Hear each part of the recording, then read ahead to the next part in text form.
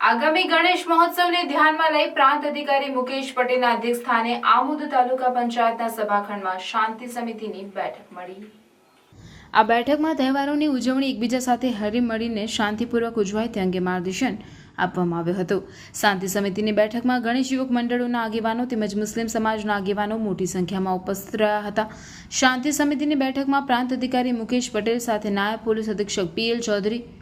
Police inspector RV Karamtiya, police sub inspector Rajendrasinh Aswar, Amod મામલતદાર વિનોચંદ્ર ઝરીવાલા, તાલુકા વિકાસ અધિકારી ધ્રુવ પટેલ, આમોદ પાલિકા પ્રમુખ જલ્પાબેન પટેલ, શહેર ભાજપ પ્રમુખ ઇન્દ્રસિંહ રાજ, મહામંત્રી ભીખાભાઈ લીંબચિયા, વેપારી આગેવાનો હસુભાઈ તમાકુવાલા, મહેશભાઈ કાપડિયા, આમોદ ગણેશ યુવક મંડળના પ્રમુખ મોન્ટુ કંસારા સહિત યુવક મંડળના આગેવાનો તેમજ રાજકીય આગેવાનો,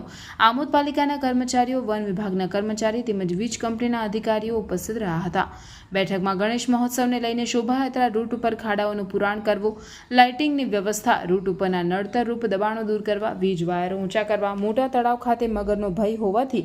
મગરને રેસ્ક્યુ કરવા સહિતના ગણેશ યુવક મંડળોના પ્રશ્નો અંગે પ્રાંત અધિકારી મુકેશ પટેલે જવાબદાર અધિકારીઓને સૂચનો કરી વહેલી તકે કામગીરી પૂર્ણ કરવા જણાવ્યું હતું।